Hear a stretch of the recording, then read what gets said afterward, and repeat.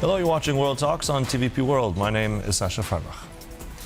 Latvia is strengthening one of the European Union and NATO's most sensitive frontiers as the country's President Edgars Rinkēvičs visits the border with Belarus Monday amid renewed migration pressure that Riga describes as a hybrid threat. More than 9,000 attempted crossings have reportedly been prevented this year. And authorities recently discovered a tunnel beneath the border fence used to bring migrants into Latvia. Now, to discuss it all further, we're now joined by Sigita Struberga, Secretary General of the Latvian Transatlantic Organization. Good to have you with us here. Welcome back. Hello, and thank you for inviting me. Let's begin with the latest, this visit. It's happening today on Monday. Your country's president, Latvian President Rinkēvičs, will go out to the border region with also some high-level border guards in tow. And I mean, beyond the symbolism of that visit, can we expect any kind of new action or measures after this? So, first of all, I would like to reflect on this visit a bit and then to respond to the question directly. So this is not the first visit President pays to the borders, and he's visiting specific border points already for a while. Actually, this will be fifth visit starting from his presidency. So the first one was on 8th of August in 2023. As we remember, actually when he basically, this was the year he also took a power. Second is, indeed, it has symbolic meaning because basically the presence of president continues to put this question not limited to a very specific region or very specific issue, but rather indeed puts it in a context, repeatedly puts in a context of national security and also, of course, wider European and NATO security. When it comes to very practical steps, those practical steps already are taken. But of course, what we see from the recent events, the pressure is changing. And that's why this kind of visits allow to put the emphasis on not only institutional cooperation in here, like paying attention that it's not only the border guards issue, but also it enables further discuss, let's say, international cooperation as well, including with such partners as Poland is.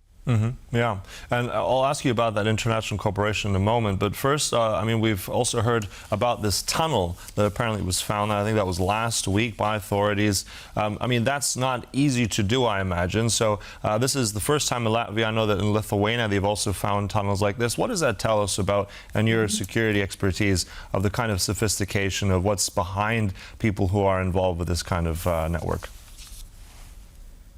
So, first of all, what it tells us is that the threat, in a way, is changing, and people involved in this network are changing their tactics, which is actually a reaction to what has been done. So, basically, physical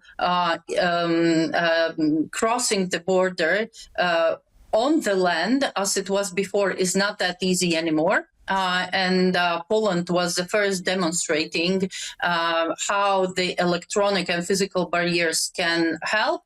But Latvia also is improving, and Lithuania as well. So seeing these physical barriers, so criminals with the support of security services of and other power services of Belarus are looking for new tactics. At the same time, I must say that there was circulating information that such tunnels might be made or are being made. And that's why the question is why they were not detected earlier.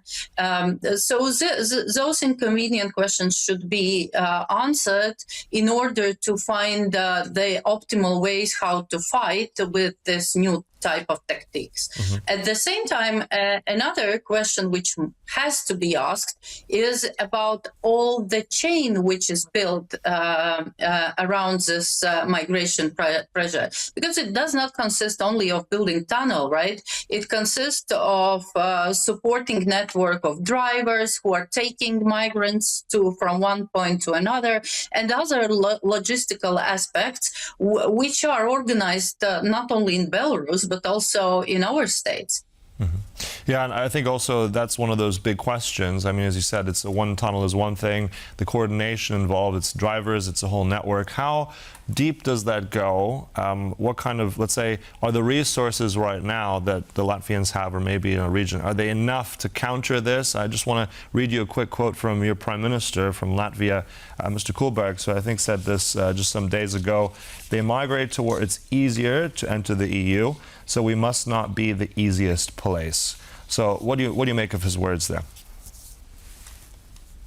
So basically, I would say that, first of all, Kulberg's reaction is to the kind of questions which are being asked by our neighbors, for example, Lithuanians, who questioned some time ago whether they need to kind of reestablish border points. And then right after, Lithuanians found the tunnels themselves after this announcement. But what does it tell us? It tells that our government clearly understands that this is the system. We can't look at this as, chain of incidents or just a system of illegal migration or a system of Belarusian pressure. Actually, this is part of the hybrid war waged against not only Latvia, Baltic, or Poland, but against all European space. And knowing this, we see that what we need is more technologies, more cooperation, which I mentioned already, between border guards, armed forces, Ministry of Justice, Ministry of Foreign Affairs, and other institutions. But also it tells a lot about lack of human resources, be it human resources within the border guard system, which is clearly identified here in Latvia, or be it in regards of police providing support.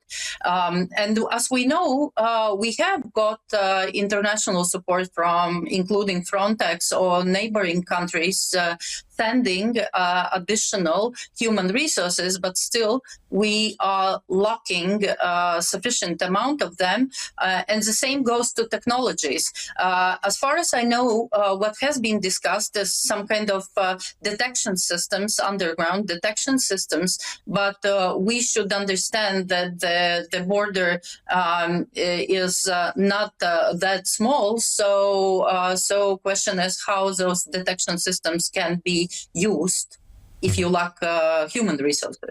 Yeah, so that's one area of pressure, as you said. Another thing, we mentioned hybrid warfare and also what's happened just some days ago as well in the air with the drone that strayed into Latvian airspace, was shot down by a NATO fighter jet. But at the same time, that's not the first time something like this has happened. How much and how close are you observing? Is the frequency increasing? How much of a spillover effect does, I mean, at what point does it come like all these forces at once? If we have the jamming from the Russians near Kaliningrad, we have the migration pressure, I mean, all these forces at once. Like how, is it getting more, let's say, to a point where it can spill over into something more sinister, or is it still in check? I would say that this is still in check, but at the same time, you are absolutely right on describing us as a system, systemic work which is intensifying. And actually, not only Latvian, but also other security services have warned, including Polish security services, have warned that this type of chain of incidents, because it's not about separate incidents, right, that this is going to repeat. Most likely, we are going to face more drones falling in our territory.